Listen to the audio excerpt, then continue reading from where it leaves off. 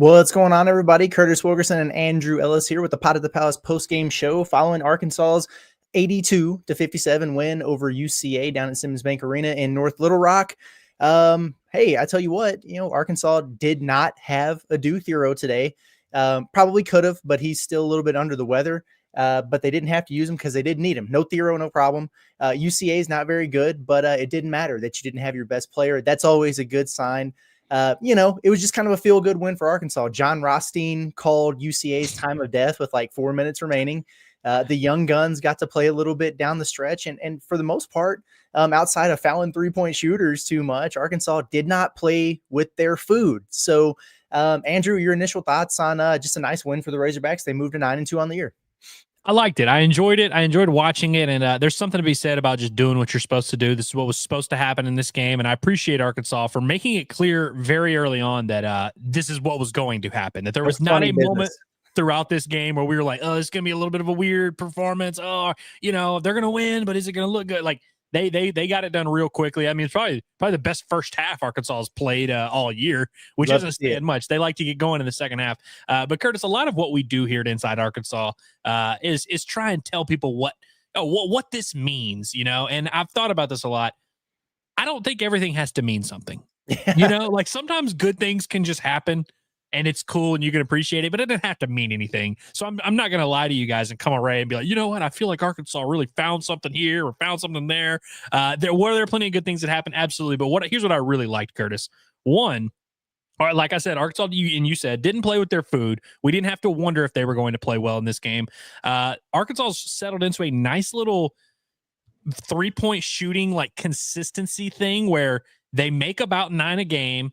They shoot in the low 20s in terms of volume per game. Like they shoot a pretty high percentage on a low volume, which again, as long as they continue to make 9 a game, I'm not going to complain too much. And Curtis, 3 weeks ago, if I'd told you that there was going to be a game and there was going to have a week for Arkansas basketball where they show up against one of the best front courts in the country and hold serve in that matchup, and then they were going to completely overwhelm an opponent with their length and with their physicality in their front court, that just didn't seem like something that Arkansas was ever going to do about 3 weeks ago when Jonas Adu was making his way back from injury, Trevin Brazile was banged up, and even Big Z was getting banged up there for a while. Big Z, probably not his best game, but I really liked the way that early on in that game, Adu and Brazile just impose their will. I mean, Brazile ended up with 5 blocks, and UCA is one of the smaller teams. I mean, Arkansas in non-conference, they play a lot of teams that are small. So I'm not saying Arkansas is going to do this consistently, but you're just starting to see what this team can look like when those big guys are really healthy and really playing the way they want to. And like you said, they did it without a Dew Thero, who I feel like is maybe the most physical player on the entire roster. And so it was good to see Arkansas impose their will the way that they did. And Arkansas finished with 12 turnovers. About half of those were in the final 8 minutes when they were just messing around. I thought Arkansas they came out really ready to play. They got done. They took care of business pretty quickly. And again, they just imposed their will all over UCA, which is what they're supposed to do. But I appreciate them doing it. If there's one thing, I'll give my one critique for this game, and it was the dumbass turnover. Stop doing that. Stop doing that. Stop fouling 3-point shooters. I don't care who you're playing. They've got to clean up the turnover stuff. And I called my shot in the pregame today that they were going to have single-digit turnovers, and you're right, they blew it down the stretch. So I'm mad at them for doing that. But in all seriousness, no, it was a good game for Arkansas. No funny business at Simmons Bank Arena, where it's just an arena full of funny business. It's a circus in there almost every time Arkansas plays. So they were able to avoid that, right? So they beat those allegations. No letdown in a letdown spot, like you're coming off a top 15 win at Madison Square Garden. And then you fly home, you practice one day, you travel again, and then you play a lesser opponent. I know the crowd was looked really, really solid over there in North Little Rock. It always is. But yeah, no letdown. So that was good. You mentioned it. Another rough day at the office for the Arkansas can't shoot yappers. They're just very solid as a 3-point shooting team. They're not Alabama. They're not going to go out there and chuck 40 of them a game. But like you said, I mean, they kind of live in that 8 to 9 made threes per game. They shoot 20 to 25 per game. And that's what you're going to get. And that's just fine. And that's kind of what we were hoping for from this team coming into the season. Yeah, man. First of all, I saw a chat, and I want to go ahead and get this out of the way because it makes me mad because I was looking forward to talking about it from Hayden Pound. This is crazy, though. And if LSU does lose this, I think they're playing SMU maybe today.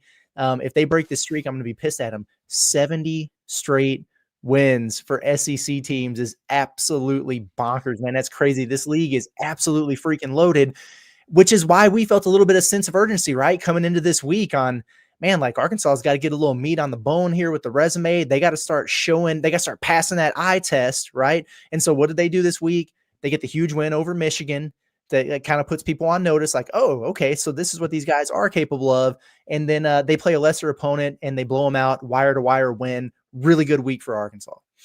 Yeah, and I mean, look, I'm not going to sit here and pretend like a 25-point win over UCA moves the needle at all. But again, we've just seen this Arkansas team a lot of times early in non-conference play refuse to put together a nice 40 minutes of basketball. And they definitely messed around there down the stretch. I can't remember what Arkansas's lead ended up being, over 30, 31, 32 maybe. And they definitely messed around down the stretch. So I don't know if you can call it a complete 40 minutes of basketball. But yeah, I appreciate that the way that Arkansas played in that first half, obviously UCA stinks, but they were really locked in. I mean, Arkansas finished with 23 assists. I loved Arkansas's ball movement offensively. I felt like everybody was moving and passing and playing with a purpose. I really liked the shots that UCA did make in the first half. They made a few threes here and there, and they're a team that likes to chuck it. And that was something that we talked about going into the game, or you did, I should say, that UCA likes to get up a lot of three-point shots. They go 7 for 28 in this game, and they only had 8 assists on their bucket. So it's not like everything they were doing was easy. And I honestly felt like UCA played their asses off. Like, credit to them. They're bad and they're going to lose a lot of games, but those dudes were grinding, man. They were really trying to make it competitive. Shout out to Lane Taylor, the Farmington. I love that kid, man. As I come to you from Farmington, Arkansas, the pride and joy. What a stud, man. I hope he has an awesome college career, and I have no doubt that he will. I mean, he's averaging like 17 a game as a 5'11" true freshman, man. That's nothing to scoff at. You mentioned Arkansas's 3-point shooting and that being a big topic of discussion. Curtis, DJ Wagner, don't look now. He was 3 for 4 from 3 today. He's now, I believe, 15 of 36 on the year. So not the biggest sample size, but that's over 40%. And he's been shooting it really well here lately. There's just been a lot of, I mean, John L. Davis, who had another John L. Davis performance where he goes 4 for 7 from the floor, 3 of 6 from 3. Again, we've said it 1,000 times now. Just do not expect him to ever be creating offense for Arkansas. He's not going to have the ball in his hands a ton. But again, he's efficient. He knocks down threes for Arkansas. Boogie Flan continues to have great shot selection from 3. I really appreciate, honestly, frankly, wish he would shoot a few more threes.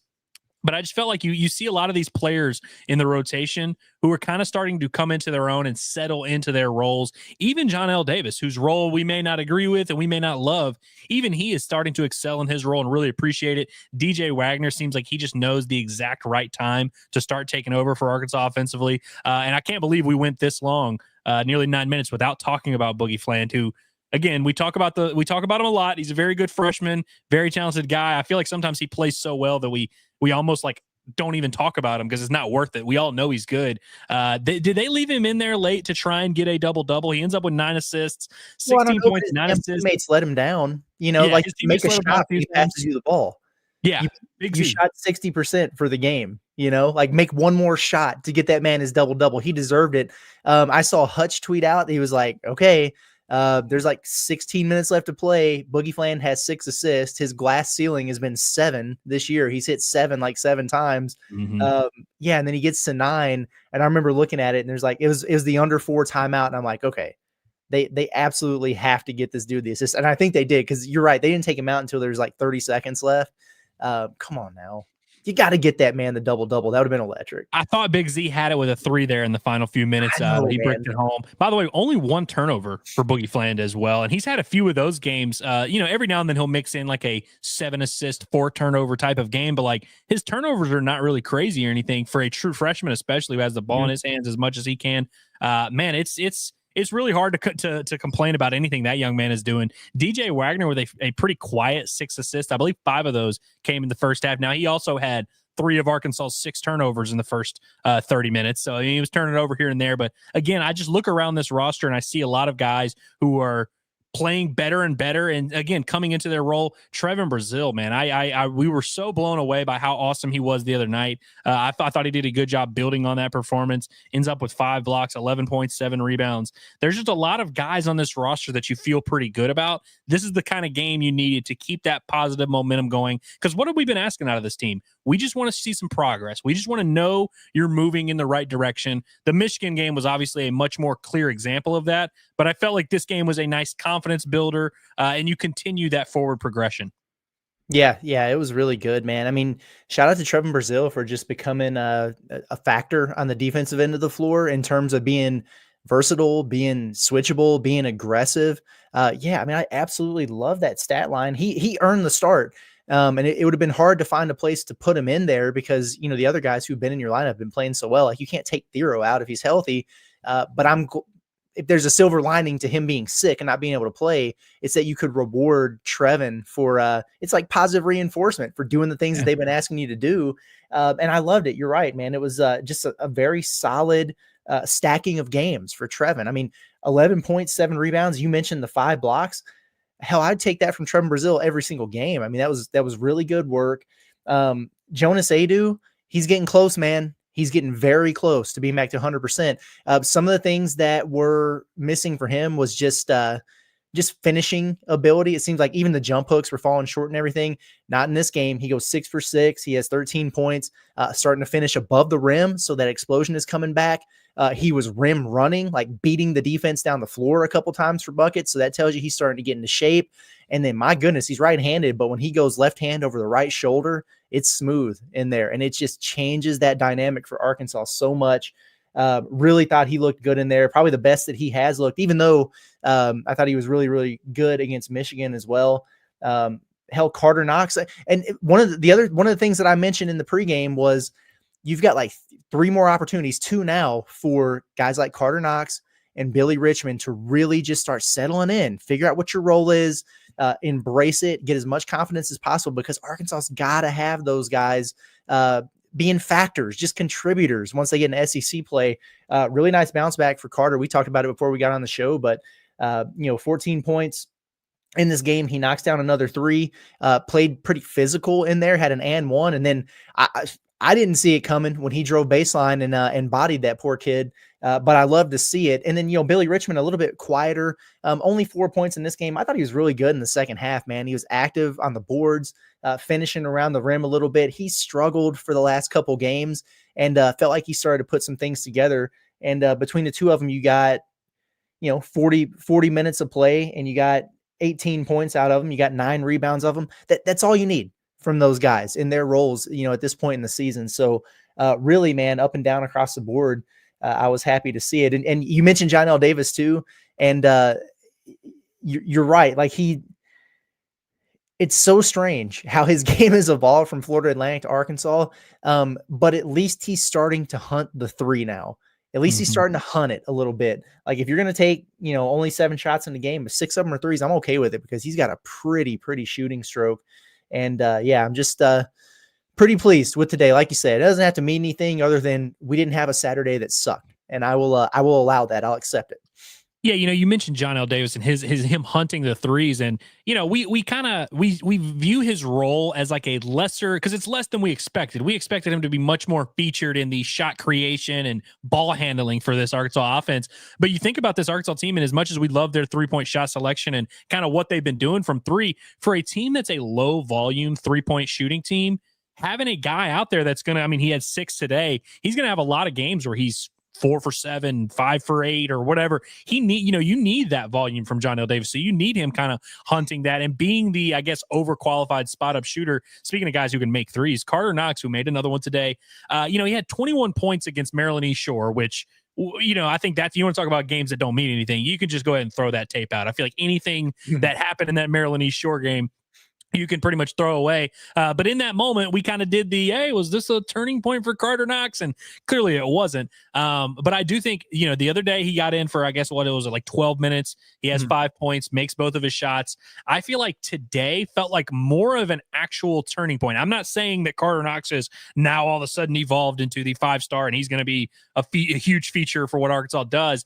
But I do feel like you can almost see the the training wheels coming off, but also like mentally, he just seems a little bit more decisive and confident in what he's doing. Every now and then when he turns that brain off, Curtis, when he turns that brain off and stops thinking and he just knows what he wants to do, and it's just, hey, I'm going to attack this closeout and get to the rim. He does some awesome stuff, and you see little flashes. I mean, like that baseline dunk, like you said, did not expect that to happen. I mean, his brother Kevin was a very good athlete who did a lot of that in college. And you don't think with Carter Knox, you think of the scoring ability. You don't necessarily think of like a game-changing, explosive athlete, but he's got a bit of that in the tank, man. And again, like you said, you don't need him to be a superstar. You don't need him to be that burger boy. You don't need him or Billy Richmond to be that. And so I continue to be more and more confident that both of those guys are going to have plenty of these moments down the stretch. Again, I feel like I really like the development for every guy on the roster. Like, I feel like they're all trending in a good direction. Boogie Flan gets better and better, getting more experience, confident in being that lead guy.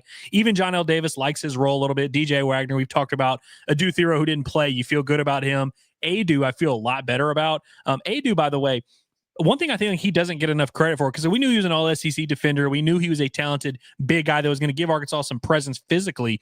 But I feel like mentally, he's really sharp. I mean, he's clearly a guy that's played a lot of basketball, knows where to be. I feel like he's going to be a big part of kind of directing traffic down there at the back of that Arkansas defense. And the more that physically he starts to get back into shape and get back into form, you're seeing his high instincts, his good instincts, and his maturity take over a little bit. So again, you go on down the roster, and again, not everybody played perfect. Not everybody has stuff we can nitpick, but I just like the direction each of these guys are starting to head in. Yeah, for sure. We mentioned with the DB from Oklahoma that committed, like one of the things we said is what is that he'll come in being fundamentally sound and well coached because it's Brent Venables and his defense. It's the same thing with Jonas Adu, to your point, in Tennessee. Rick Barnes, wonderful coach, great system, and develops the hell out of big men. So, from one standpoint, it's like, damn, maybe he's not going to make the major leap forward from last year that you hope with a full offseason of work, with Kenny Payne and all those guys because of the injury. But he's about as solid as it gets in there. And you're right, man. It changes things on the floor on both ends for Arkansas, and even on the offensive end with just his ability to understand angles as a screener and screen and rescreen.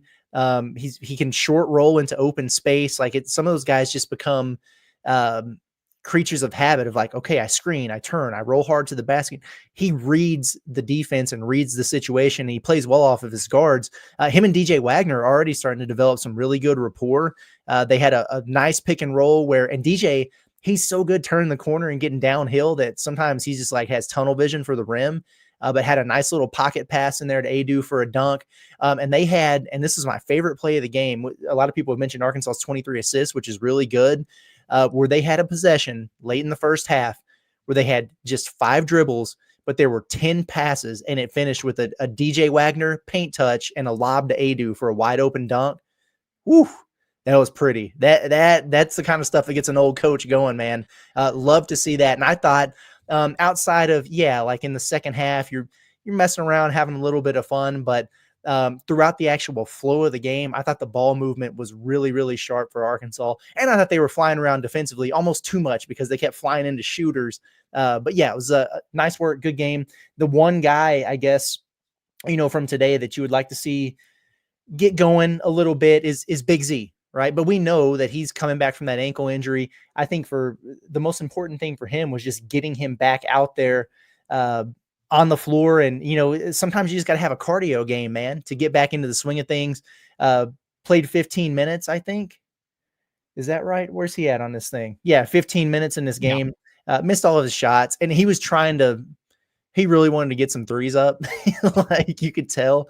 And I'm fine with that. But seeing him get up and down a little bit is good, and he'll be fine. But you can do that, and you can live with it when you have the rest of your front court like Trevin and Adu playing as well as they were. Yeah, I'm just really, again, I guess that's one of the big takeaways from the week for me. Not necessarily this game in particular, is just how much better I feel about Arkansas's front court. Because there was a long stretch there where Big Z was, such a huge factor for Arkansas offensively, and he was pretty much the only presence they had out of that front court, which is a little concerning because Big Z is not the most physical, not like the most imposing front court guy. And so if there was a while there where you were like, man, if Arkansas could only get some help from around Big Z, you're starting to see more of who Jonas Adu really is. Trevin Brazil, man. I mean, we've raved about him enough, but just really happy for him. I really like that kid and just his mentality, and love to see him embracing this opportunity that he has and just kind of getting in where he fits in. I feel like you have the right personalities, you have the right skill sets. I just like, and then obviously Big Z stretches teams a lot more perimeter on the perimeter. And again, I mean, I think he blocked 1 or 2 shots tonight. Like, he's going to have plenty of games where he's a factor for Arkansas in more of a half court setting. A team, you know, the game is a lot more slow. He's going to be able to give Arkansas some rim protection there down low. And I think he had 6 rebounds in this game. Would love to see him continue that and continue to be a legitimate rebounder. But I just really like the mix of skill sets in that Arkansas front court. And that's without a Duke Thero, who might be the most versatile and the best one out of the entire bunch, if you want to consider him a front court guy. And so, yeah, I feel like Arkansas's backcourt has kind of found a good chemistry there where they all kind of understand the hierarchy. They understand when it's so-and-so's turn to do what. And I feel like these bigs, there's just a nice little camaraderie with the whole team. I feel like you said, I mean, the 23 assists show it, that possession where the ball's just darting around. I really do feel like you have a team that's playing as a team. And now we can start to see, okay, what can this group really accomplish? But I feel a lot better about just the direction of this team. More so, I mean, literally last Saturday when we were recording that UTSA post game, I was like, I don't know if I necessarily felt that way. And UTSA is a little bit better than UCA, but they're not that much better than UCA. So where like Arkansas made such quick work of UCA in this one. I don't know if I don't know if we played this same team with this same matchup 2 weeks ago, if it looks anything like this. And the interesting thing about it, and I agree with you, you know, you're talking about how just kind of feeling better about where this thing is trending, the trajectory. And I agree. And they still haven't had a full squad yet. Like, they still have not had a team, you know, the full 100% 9-man rotation out there firing all cylinders, but you're still seeing the progress being made, which is good. And so they needed a game like this today. You had to avoid any letdowns, slip ups, whatever. Now you have 2 more tune-up-ish opportunities in non-conference. You have, what is today? The 14th. So you have 2 games over the course of the next 16 days. And so what that means is you get healthy, you get the funk, the sickness off the roster, you get healed up, all the bumps and bruises, you get rested and rejuvenated, recharge the batteries a little bit, and you get some practice with your full squad, and then you hit the ground running for SEC play. And you feel pretty good about where you're at and doing it. I mean, what a difference a week makes. We talked about it a little bit, but all of a sudden, you know, now you're 9-2. You're probably going to be back in the top 25 next week. Who cares? But aesthetics, you know, looks good. You have a top 15 win. You got a true road win against a power conference opponent. You got 7 double-digit victories on top of that. And your 2 losses are coming to ranked teams on neutral floors. I mean, now you look at that resume and kind of where these guys are at, and they're passing the eye test because they actually are fun to watch and playing a little bit better. And you go, okay, I see the vision here. This team can be pretty good. And that's all we needed to feel as Razorback fans. And finally, they're giving us a reason to feel exactly that. It's good to see. Yeah, absolutely. I mean, and again, you said it there. Like, we just kind of wanted to see some proof because we kept saying it early in the year of like, hey, this team has more in the tank. There's more potential for this group. They'll be better later. But as the season got on and that progress wasn't being made, or at least kind of in our opinions, it started to get to the point where I was like, are we sure they're going to be better? I mean, again, there was a point last week where, like you said, you were ready to say this team sucks. And again, they're just giving us a lot to kind of feel that way about. I also just feel like if you play now, this Arkansas team, if they played Baylor right now, would feel night and day different. Hell, even if they played Illinois, you'd feel a lot better about that matchup. Arkansas is still going to have their ups and downs. Like, they're going to face consistent competition in the SEC. I mean, as we know, the SEC is freaking crushing this year. But I just feel like, you know, like you mentioned, these next 3 weeks are going to be very big for this team to get healthy, kind of continue that positive trajectory. And then we'll see what you can do in conference play.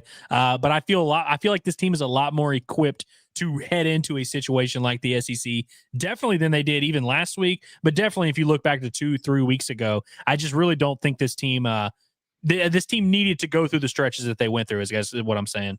Exactly. No, I agree with you 100%. We're going to get to the chat here, folks, and see what you guys have to say about it. Producer John is working behind the scenes on getting us some press conference clips. Stunning development in North Little Rock. They're having some issues with the audio, so we'll see if we get anything or not. But we'll definitely get to your chats and see what you guys have to say. Let's start with the super chats and then we'll get to the other stuff here. We really do appreciate you. JP Sullivan, thank you. Says 23 assists playing for each other.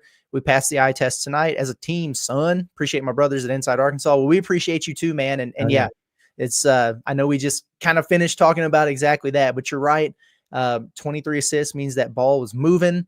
JP, you said a little bit later in the chat that the ball had energy. All those things are true, man. It wasn't wasted passes, and it wasn't just guys standing around the perimeter passing around to each other, which is kind of what they were doing against some zone defenses early in the year. It was pass and move, a lot more screening. Things were on time, just more flow, more rhythm. And I agree. They have passed the eye test here recently, and it looked pretty damn good. Christopher Cox, that's a great name. Appreciate the super chat. He says, Cal will have them ready by turning time.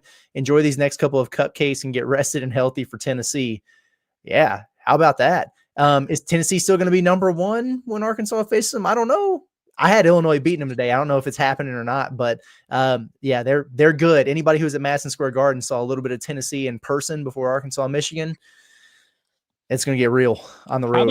How about Coach Cal, leader of men, who is taking this team? I mean, for all because that's kind of the narrative is that Arkansas is going to have talent, but I mean they're going to show. They're not going to show up in March. You just kind of, I mean, look, and obviously this team's going to have some setbacks. They're going to have some nights where we're like, damn, maybe they do suck. I mean, this feels like a setback. But again, it's just nice to see them kind of, you really get the feel watching this team. Anyone who's watched them game to game should definitely see the growth and the trajectory, which I feel like a lot of people nationally, and especially in Lexington, Kentucky, would not have given Cal that credit as the coach that can make that happen.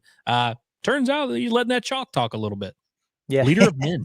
Let that chalk talk. We're going to get that on a t-shirt, man. That's good. I like that a lot, actually. And it's going to be Cal's face on it. And I'm going to wear it in Rupp Arena in February. I can't wait. So we should have, if there's a play that Arkansas wins, like they have this huge inbound that wins them a game, we need to have that play drawn up. Or maybe we'll just have to get Cal himself. Hey, draw us up your favorite set real quick, and we'll get it on the shirt. Yeah, give us a banger here, man. Come on now. Give us some floppy. I'm Anathema says TB's been really impressive recently. Big Z just not ready yet and is either still struggling from injury or not developed enough in his career. I mean,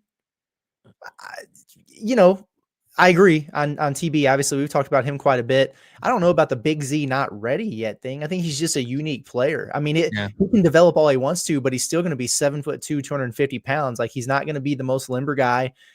He's just a dude where if he gets drug out from underneath the rim defensively, he's not going to be a strength out there. And that's just kind of the way it's going to be. But yes, I mean, come on now. He's had some really big games. He's shooting 60% from three for this team. He's averaging over, double figures. He is more than doubled his scoring production from his time last year at Kentucky. He's doing a lot of really good things for this team, and he's still very much in the developing process. They treat him as if he's a freshman because he only played a dozen games or so at Kentucky last year. So yes, a lot of development still ongoing for him. But, I feel like I'm not accusing you of this at all, but I do feel like there's always this thing with Arkansas fans and probably just fans everywhere. They have to have one guy to be pissed at all times, no matter how good things are. And in a lot of cases with this team, it was Trevin. Well, now Trevin's balling, so it can't be him.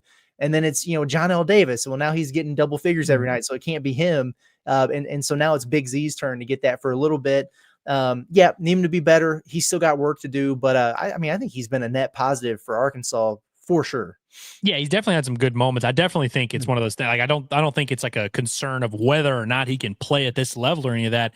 The reality with Big Z is he went over 4 tonight, 0 for 3 from 3. Anytime he does that, you're not going to be pleased with it. I mean, because a big part of his game is what he can bring offensively, that spacing and that shooting. And so, no matter what, you can't live with the 0 for 4, 0 for 3. I agree he's got to be better, but that's the one thing we kind of know for sure he can do is knock down shots with his Arkansas team. Yeah, for sure. And I will say this about Z, because sometimes he'll go out there and hit 6 threes and score 21 points, and people are like, oh, he only grabs 3 rebounds. He's 7'2". Well, he got 6 rebounds in this game, so he doubled his typical rebound outputs but when he didn't score. So now he's just got to put both of those things together, right? But yeah, in all seriousness, and he's had some turnover issues too. Only one today, and he had a couple assists. So we know that he's skilled and he is a good passer. Sometimes he gets a little bit overzealous in there, so maybe he'll start to find a little bit more balance. and then a couple blocks. And it was kind of funny to watch. 2 times I felt like Razorbacks had blocks stolen from them by a teammate. One time it was Big Z when Trevin did a good job of kind of trailing the guard from the perimeter, and it was his block to have, and Z blocks it out of bounds. And one time it was Billy Richmond who did a really good job walling up on the block, and it was Jonas Adu. And Richmond actually got his hand on the shot, so it would have been a block, but the kid still kind of got it off, and then Adu swats it out of bounds. So, the 7-footers got to show some love to the other guys getting block shots there. But that's if you have multiple guys blocking shots on one possession, that's usually a good thing to see. We talked about the streak is officially over, I guess. LSU lost. Come on, man.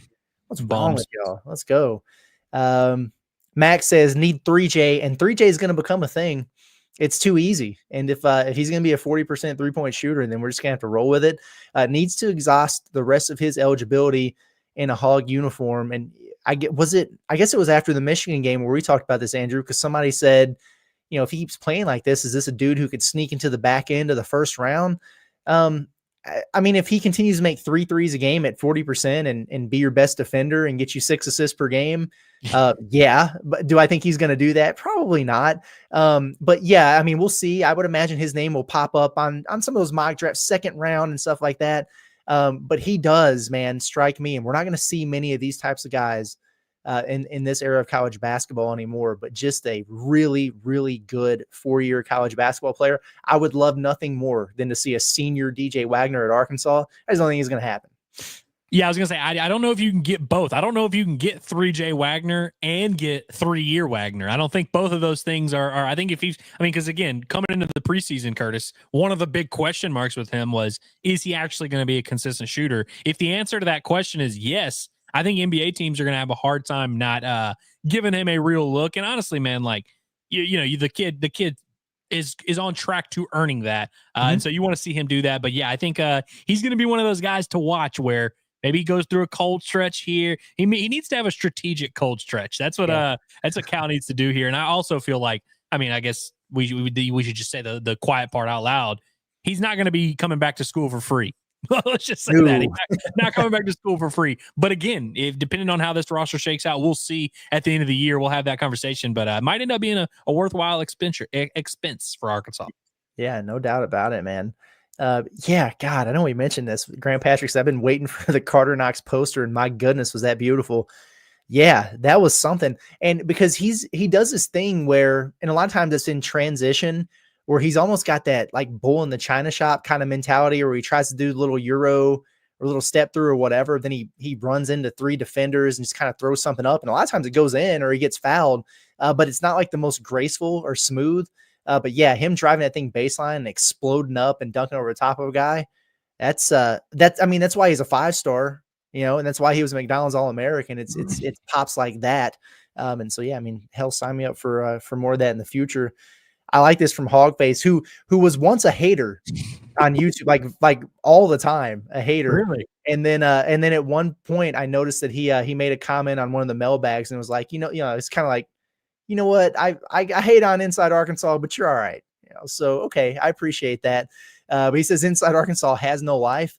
You're right. We don't. I'll tell you what, Hogface, ball is life. That's what it is right now, man, because between this basketball team, you've got the Bombastic starting to roll, and then what have we gone live already today about football twice, three times, something. Yeah. So I mean, on a Saturday, that's just kind of where we're at, and I wouldn't be surprised at all if we were live again at some point tonight, and I bet we'll be live again sometime tomorrow because that into existence, Curtis. We don't need a live stream tonight. I know there are several guys ending visits for this football program right now, and it's just whenever they decide they want to pop, here we are. It is what it is. We're gonna have to get a little strategic throughout the holidays. Now, Curtis, by the way, I guess we should say Curtis survived the holidays because he just did his Christmas with his family up north. So we'll see the holidays. We'll have to try and we'll still be ready. We'll still be ready to go live whenever. We'll have to be a little more strategic, but yeah, ball is really life. And look, shout out to our partners, by the way, our ladies who really do appreciate. I mean, Hillary's in the other room. She gets the drill. She understands, but we try to make up for it. In our times when we do spend time not working, we try to really go over the top, and we're like we're on our P's and Q's, but we try to make up for it a little bit. Yeah, for sure. I'm just going to touch quickly on a handful of these because we've talked about them quite a bit, but I want to acknowledge that I'm picking up what you're putting down. Ryan says Jonas Adu's looked very good the last 2 games. Absolutely a difference maker. Yes. And this is why when he was out, some of the struggles Arkansas was having on the glass, toughness around the rim and everything, I kept trying to say over and over, I get it. But when they get Adu back, and it wasn't an excuse, it was just true for this very reason. Those early games when Adu came back and he looked like a shell of himself, how many times are we saying over and over, and people were saying, Adu, more like doo-doo. And we're like, listen, let him get up to full speed, let him get healthy, and then make your judgment. And this is why, because he is a difference maker. And he is quite literally one of the foundation pieces of John Calipari's first roster. I mean, he was brought in for that reason, and now we're finally getting to see it. Thank God, and knock on wood that he stays healthy. Yeah, I feel vindicated for all the times that we were like, I mean, this game happened, but Adu's going to be better. He's going to be, and frankly, man, like he just changes the whole feel of the team. Not that he's like the best player, but it's like his presence certainly matters a lot, and it's going to matter a lot more when they get into SEC play and face teams that have real size to threaten Arkansas with. Because like really in non-conference outside of Michigan, you're really not facing a ton of teams that are going to expose you that way. But you get into January and you get into February, you start facing some of these teams with real big men. You need a guy like Jonas Adu in there, and so we'll really be appreciative of his presence then. Yeah, no doubt about it. Yeah, some more love for Carter Knox here. Says Carter can ball, need him to keep playing with confidence, and when he's out there, just stay consistent. Yeah, I mean, and those are the 2 biggest things for him, and the 2 biggest things for true freshmen. Confidence and consistency. And I was a little bit worried about him when he first checked into the game. They had it was a little transition opportunity, and his first touch, he turned it over right away, threw it out of bounds. And I was like, good Lord, here we go. But he settled into it. He did. And it's a little thing, a subtle thing, but it is a sign of a guy who maybe in the past, and he automatically puts his head down or kind of goes into a shell and gets passive, starts overthinking. Nah, he just kind of kept playing, kept balling in this game. So that was nice. I love this from Samuel. This is what happened to the allegations that we don't have a point guard. You have a top 3 freshman point guard in the country. You have a top 3 point guard period in the SEC. Yeah, where have those allegations gone? They've gone out the window like a lot of these things have. When it wasn't that, it was Arkansas can't shoot. And now here they are shooting over 37% at a team on a healthy amount of makes. And so people aren't talking about that anymore. And then it was, John Calipari can't come back from double-digit deficits or whatever. And he's done it twice, in the last 2 games against power conference opponents. So I want the allegations and the narratives to keep coming, keep piling on, because they continue to beat them. Somebody say John L. Davis is a shell of him former. That's what I want. John L. Davis is no longer him. He's like you. He's Klay Thompson. He's just a spot-up shooter now. He's got nothing left in the bag, and eventually it will get to his ears, and then he'll start having his breakout performances because it was, Trevor Brazil's soft. He's lost it, whatever. Now look at him. Jonas Adu sucks. Anytime these allegations come about, they've been breaking them. I'm just saying. If we're putting in requests here, we're putting in our orders for allegations. I would like for one of the national guys to say, I just don't think Arkansas can defend against good teams. They gave up 92 to Illinois. They gave up 87 to Michigan. I don't think they can defend. And then they're going to hold Tennessee to like 47, and it'll be like awesome. There you go. That. I like that a lot. That's a good one. Master Reddy says, finally, a great Little Rock game. Yes. And, like knock on wood, because they're not out of there yet. I mean, they got to get home. But it's crazy because all these games have been way closer than they need to be. Or I just remember the one time that they played pretty well in there. They kind of blew out Bradley a couple years ago, and it was the last time we saw Nick Smith for like 2 months. I'll never forget him hopping off into the locker room and thinking, oh God, here we go. It's always something, man. So even in the aftermath, I'm kind of sitting here like, are we sure that everything is good? Because it was absolutely nuts. It is actually kind of crazy how, according to script, this game went, considering just how weird Little Rock is, how this team likes to do that. So would not have guessed that this would be their great first half, but there you go. Yeah. Tristan, and I'm really glad that you said this, actually. He says TB's growth, not just as a ball player, but a person and his character just since Cal got here is tremendous, and I love it. I think there's something to that, man. I really do. I think that's a sharp observation because um, I will never say that Trevor Brazile is a bad guy. I know him personally, and I know that's not the case. But there were times over the course of his career at Arkansas where he had, and it wasn't just playing with an edge or a chip on his shoulder, kind of a punk, man, out there. He really was. And he wasn't necessarily backing it up at times with his play. It was an issue at times for him. And last year was a mess with that team, the locker room and everything. And everybody had a role in that, from Eric Musselman down to the last walk-on on that team. And we talk so much about him just needing a fresh start and a clean slate. And he got all those things, but it was still on him to make some changes personally that he needed to make. And so far, he's doing everything that's asked of him. He's, after 2 years of having a roster built around him, he's accepted being a role player and he's thriving in it. His body language is better. His energy is better. I agree with this. I'm curious what you think about it, and if you noticed that too, Andrew, but I think this is a spot on comment.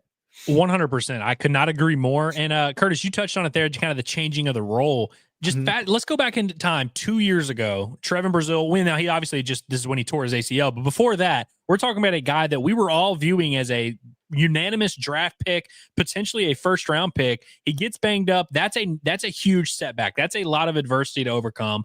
Then he comes back, doesn't play very well, falls out of that draft conversation a little bit, and obviously has to adjust to a new coaching staff, new role. We all like to pretend, and we all would like to imagine that we would handle that well, and we would all just personally know, okay, yeah, I need to change my mentality. I need to change my role. I need to accept my my off the bench mentality and all that.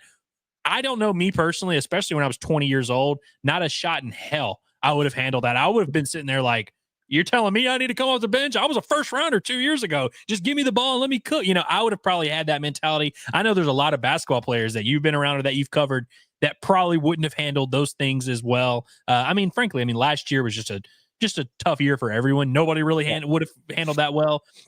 To see him physically on the court get back to his form and to continue to round out his game, that's huge. But I definitely think that Trevor Brazile, the human being, needs to get a lot of credit, because that's the type of stuff that can break a kid, that can ruin his career. There's a lot of kids that you see never, things go wrong in their career and you just don't see them come back from that. You never really hear from them again. They just go on and they're playing overseas or something, but you just don't hear from them. To see Trevin turn it around so well and really embrace Cal and his staff and really show that he wanted to be here and he was willing to do whatever. It's one thing to say, hey, I want to be on your team and I'll do whatever I can to make my role work. It's another thing to go out there and do it, and to be surrounded by talented players and find out where you get in. That's really awesome. And Trevin's going to be an all-time hog, man. Maybe not like viewed as like one of the best in program history, but one of the most enjoyable stories I've gotten to cover as around this team the last few years. No doubt about it, man. And we just talked about how rare it is to have 4-year, players anymore. And hell, he started his career somewhere else, but he's in his 3rd year at Arkansas. Yeah. He's been around for a while, man. And I also just very quickly want to give a shout out to John Calipari for this as well. And obviously Kenny Payne, the big man whisperer, for some of the development, the aggressiveness, some of the strides he's made there, 100%. I think that's playing a factor, but there is something to be said for teams taking on the personality of their coach, and players doing the same. And this is not me saying Eric Musselman's a bad guy or a bad coach or anything like that. But maybe John Calipari's personality, the way he goes about the things, we know that he has his players' backs, man, through thick and thin. He's that kind of guy. Maybe that's just exactly what Trevor Brazile needed. And maybe there's something to that. With the chemistry between those two and the improvements that he's made. One other thing I'll say, by the way, to give Coach Cal a little bit more credit, if you remember, Trevin was a guy that entered I know you remember, but I'm talking about everyone here, that entered the draft at first, and then he entered the portal. He explored all his options, and then later, after Cal was hired, decided he was going to come back to Arkansas. I don't think it was one of those things where Coach Cal and his staff were like begging him, like, oh, please come back to Arkansas. I think it was one of those, he wanted to be here and they were like, sure. Cal has even said it publicly multiple times. Trevin's better than I thought he was. I think in Shin Coleman, I remember in one of the times we got to talk to him, said that they've really embraced Trevin and they just accept him for exactly who he is. And they felt like that's what he needed. I think you kind of touched on that there. So credit to all everyone involved in this for just understanding what the situation was, adapting to each other, and just building that nice relationship. And I mean, you're just seeing the fruits of that labor. It really is a cool story the more you think about it. Yeah, no doubt about it. Yeah, it sounds like the press conference was an absolute disaster from an audio standpoint. So we won't have clips, but we don't have a damn game for the rest of the week, and I do this every morning, so I'll be able to tell you plenty about what Cal had to say. But that means we got a few more minutes and some more time for your chats, so we'll continue to get into those here. Joseph Ryan, thank you. All right, big head alert over here. He says, hands down, my favorite Arkansas basketball show. Love you guys. Big old woo pig suey. Appreciate that, man. We really do, and love engaging with you guys. Even and listen, this is a through thick and thin thing, and not just with basketball. It's with this football program too. We're in it for the good times and the bad. I think everybody knows that by this point. Witty, our guy, appreciates you so much as always for the super chat. Big time stuff. He says, I've noticed Boogie and TB look like they have a real connection. Agreed. And he says, also, my daughter cleaned up this morning in Cabot Gymnastics meet. First place all around, beam, floor, and vault. That's dominance. Jordan Weaver, are you watching? Send me the tape. I'll get it to Jordan Weaver. Hey, that is pretty sick. I'm a huge gymnastics guy myself. You know this, Curtis. You know that I love watching the gym backs. I can't wait. Their season starts here in a few weeks. Excited to see that. Hey, by the way, Lauren Williams, I believe is her name, from Rogers, was like, I think the first ever in-state gym back. She's laid the foundation, Witty. There is a path to your daughter rounding out her career and continuing and then just going to do gymnastics at the University of Arkansas. But no, that really is awesome. When I was growing up, my oldest sister was great at gymnastics, and she actually went on to own her own gymnastics gym. So I've been to a lot of those meets, been to a lot of those performances. Those are always fun times, and love to see that, man. What a great day. Hogs win. You get a couple cornerbacks out of the portal. Your daughter dominates at the meet, man. It's hard to top that, man. Yeah, no, absolutely love that. Good stuff, and appreciate you again.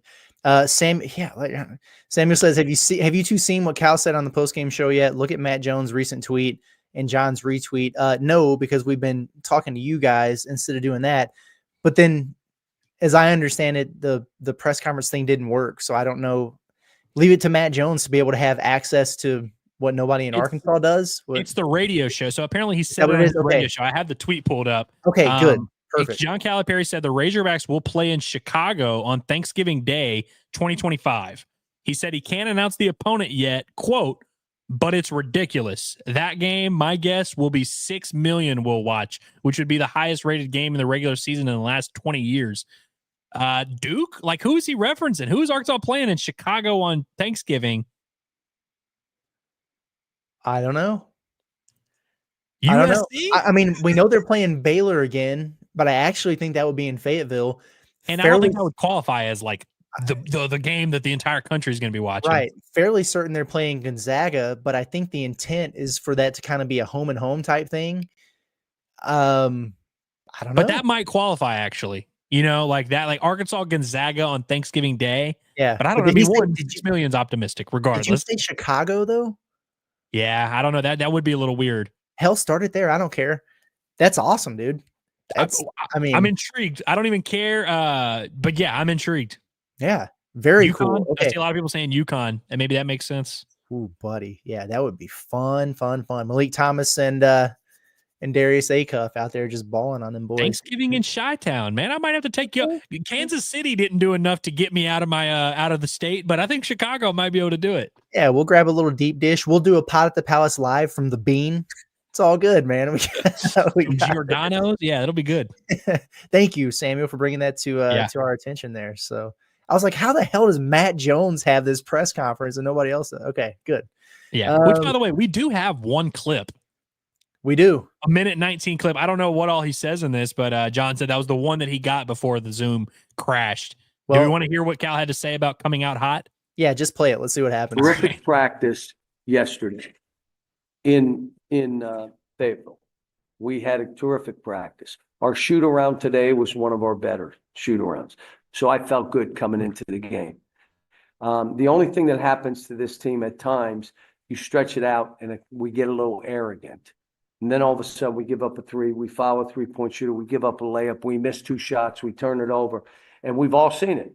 And then all of a sudden it's a 6-point game and it's an 8. Well, what you had it at 16, 18. What are we doing? But today I thought there were a couple of those And I'm trying to convince these guys like Carter, singles. Yeah, I don't need grand slam home runs. Singles. If you don't have something, let's just move the ball. I had to do some stuff today to get us to move the ball from one side of the court to the other. Structured motion. Just move it. And then we play. They do pack line defense. And like you think you can throw it to the post, you can't if you throw it to the wing because they front and they flood the weak side. So we did some good stuff.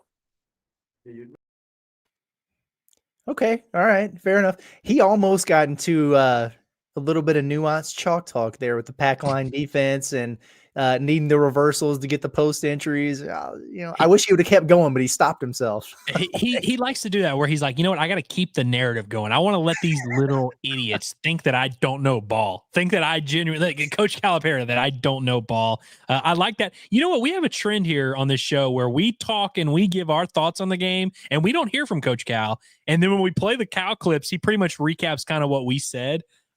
Which, by the way, he mentioned the practice yesterday, how good it was. He felt like it was their best practice. Then they had their best shoot around. He's buying into the idea that this team is kind of starting to put it together and trend in a good direction. And he said that they like to do stupid stuff when they get a lead. They get a little arrogant. Then they start making stupid turnovers. They're not defending as hard. So he kind of confirms the way that we view the game when we get to hear from him after. It's either we too are ball knowers or none of us are ball knowers. I mean, what do you think is more likely, Curtis, that you, me, and Coach Cal know ball, or that the people that call us idiots all day, they know ball? What do you think? We definitely know ball.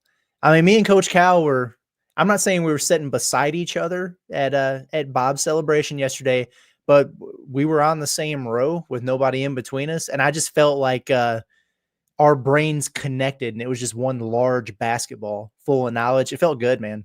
The respect was definitely there. And yeah. Even when I went and came and sat right in between y'all, I could still kind of feel that a little bit. Like there is a little, sure. It's kind of like when you're an alpha, you can spot the other alpha in the room. Usually you can kind of tell. And I think Coach Cal got that, which, by the way, I know you spoke very highly of Cal today on your preview show. If anybody didn't check that out because it was really awesome. Moved me. But I do want to confirm what you said and just say how cool it was that Cal came and didn't try to make it about himself. Just came, sat in the corner, paid his respects, wasn't on his phone, was just there in the moment, wanted to support his boy Bob. We love that. We love Bob, obviously. And so anybody, I've kept track of some people that have handled the Bob situation well and some people that haven't. I'm not going to say any names, but I really appreciated Coach Cal being there and just being cool. And again, he didn't even do his whole rounds of, oh, hey, I'm Cal. He didn't even talk. I didn't see him talk the whole time I was there, which I really appreciated.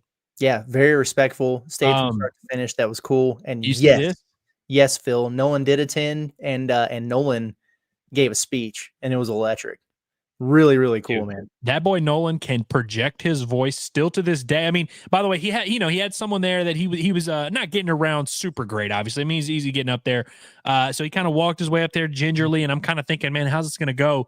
And then when he starts talking, that booming voice, let me tell you about Bob. And you're like, whoa, it sounded like God talking to us for a second. His voice is amazing. And also it just was cool to see his admiration for Bob. But yeah, it was the who's who of everyone there. I mean, Hunter Yurchek was there. Jeff Long was there. Dave Van Horn was there. I mean, you had all the prominent people in Razorback athletics. That's right. Yeah, it was really cool. Awesome service. Very well done. And I also shouted out, Matt Jones, not Matt Jones, the quarterback, or Matt Jones at Kentucky Sports Radio, but from Whole Hog Sports. Great job. Tom Murphy, Wally Hall, those guys did an unbelievable job in a difficult time, man.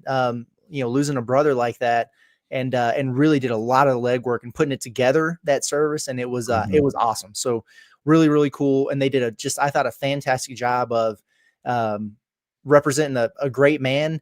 And if you're going to call it a celebration of life, that's what it needs to be. It doesn't need to be so gloomy and everybody mourns in their own way. But it was uplifting. There were a lot of laughs, great memories shared. So awesome job for them. And I feel so strongly about it that I wanted to say it again. So great job by this guy. We also, I think we should just make it a thing. The last 3 minutes of every post-game show are just going to be dedicated to Bob. I think that's just where we're at now. Bob talk. We'll do talk for the first 45 minutes, but then the last 5, that's Bob talk. Yeah, for sure. And dude, it's and I thought about this a lot, and I wanted to go down to Little Rock for the game today. I've been traveling all over the place, man. I'm tired. Have stuff I need to do at home, but rode with Bob. Like we would ride together to those games like every year. And we did that often. You've been in these situations too. You remember Waco, even for that Baylor game. Yeah. Like, that was like one of my favorite Bob moments. We would just wind up chilling for an hour in that press conference room, waiting for him to finish up and file, man. But those were some of the best moments, dude, because it was hilarious. Because he couldn't get any work done, because if there was a conversation going on, he had to be a part of it. I remember Waco, we were waiting on Bob because we all work hard. We all do what we got to do. But we were all done with work a solid hour and a half before Bob was done working. And so we were kind of waiting on Bob. And then he would get distracted and start talking to us. And we're like, stop talking to us, Bob. Do what you can do for work so we can get something to eat. It's 9:00, man. We got to go. But no, that Waco trip was like really, I feel like that's kind of when me and Bob became boys. Yeah. That was awesome, man. Really good times. Really good stuff from the Razorbacks today. And man, now they don't play for a week. So I'm gonna have to get creative with these morning mailbag episodes and stuff. As a matter of fact, folks, throw in the comments on this postgame show if there's something you want to hear me talk about next week. I'm all ears, because after the next day or two, I ain't gonna have much for you. So we are performing clowns these days. Man. You pay us our fee and we'll show up and we'll entertain the kids. That's what we do. But yeah, seriously, I mean, I feel like we're good about that. We're like a jukebox. Just anything you want us to talk about, we will talk about. Exactly. That's exactly right. But what you will have in the morning is the post-game report card, which, spoiler alert, it's going to be pretty favorable for Arkansas. Nice win, 82-57 over UCA. Hogs improved to 9-2. We're going to get out of here. Appreciate everybody for taking some time out on the Saturday afternoon to chat with us. We will probably see you again at some point this weekend, football related, I would imagine. And good Lord, hopefully it's good news. We'll see. But we're getting out of here for now. So for Andrew Ellis, Curtis Wilkerson with Inside Arkansas on the Pad at the Palace, everybody have a great day, great weekend, and we will see you when we see you.